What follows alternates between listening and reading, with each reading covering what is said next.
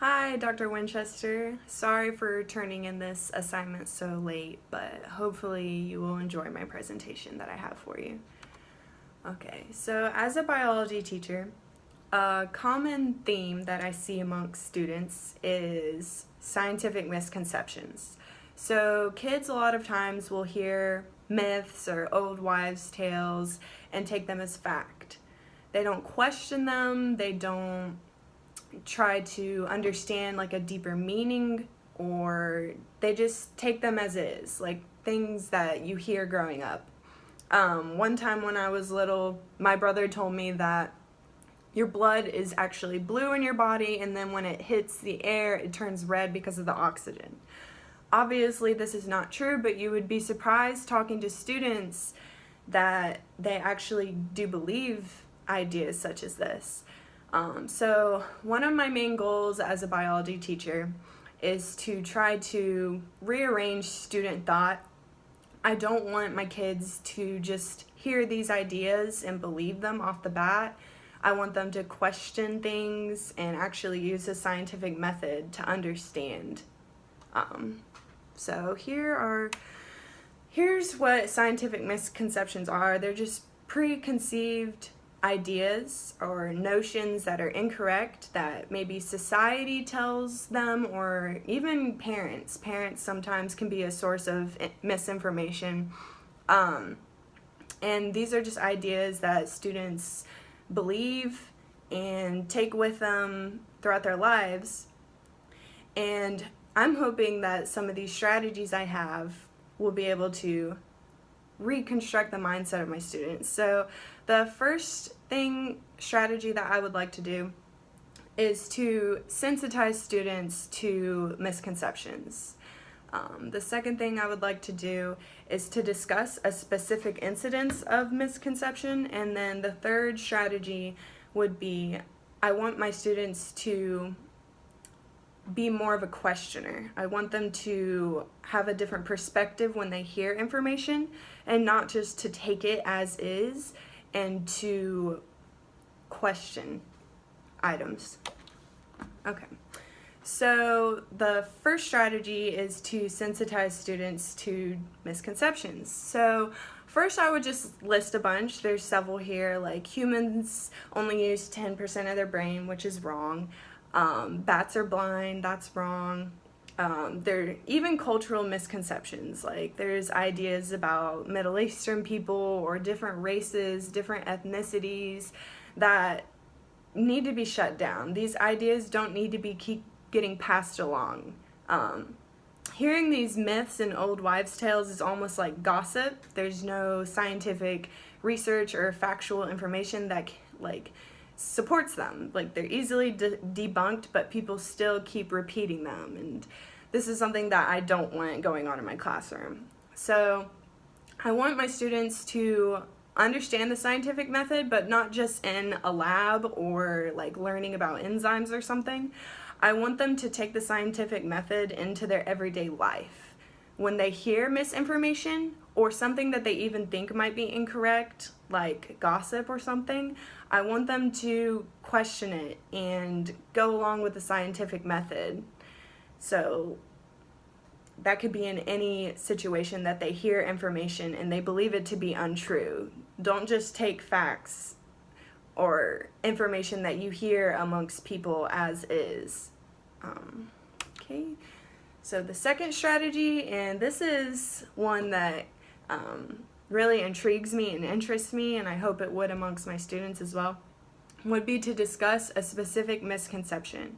So one of the most widely talked about and debated topics going on right now is that the relation of vaccinations to autism.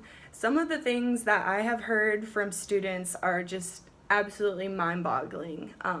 This is just quoting what one of my students told me. She said that vaccines contain aborted fetuses. So just reflecting back on that, obviously that's completely false and invalid, and it's just a combination of ignorance and what people have probably told her, and probably confusion with stem cell research, which is a completely different topic. So people are misinformed, and they will talk about their ideas that they have, such as vaccines cause autism. They will talk about this on social media amongst their friends, try to convince people, and all this is doing is spreading misinformation, misguiding people, and causing more issues than it should. So a strategy that I would like to implement into the class is discussing a specific topic, in this case the autism and vaccination connection, which there is none. And so what I would do is first off open up the classroom and just be like, what do you guys think about vaccinations? Just kind of take note of what students are saying, get some of their feedback, and then I would kind of throw in the idea, well, what do you guys think about vaccinations related to autism? First off, I'm very interested to hear what everyone has to say, because obviously some of them are going to have anti-vaxxer parents, or they're going to have seen stuff on social media. So it's going to be interesting. I would love to actually have this discussion in a classroom. I haven't had the opportunity to, though.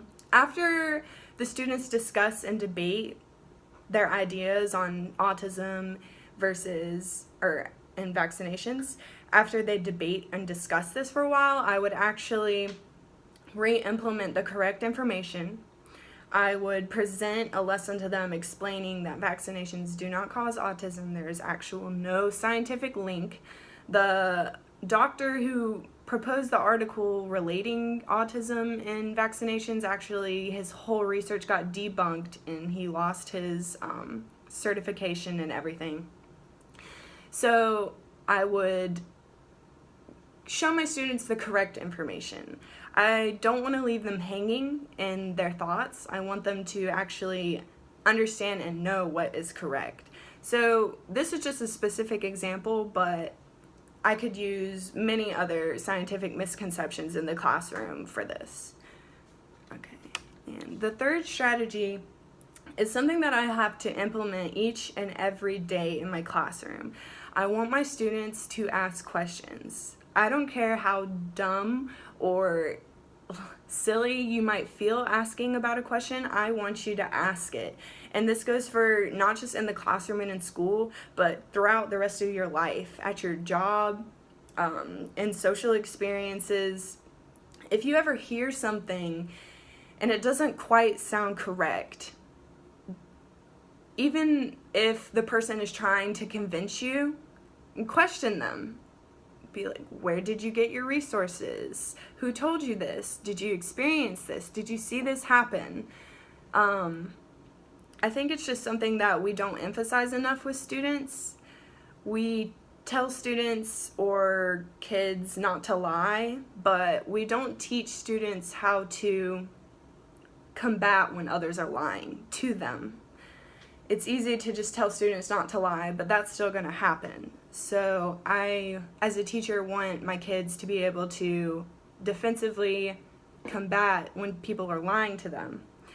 Even though this is kind of a lighthearted discussion just about silly scientific misconceptions, like I said earlier, this relates to all fields of life. So not just school, but every situation.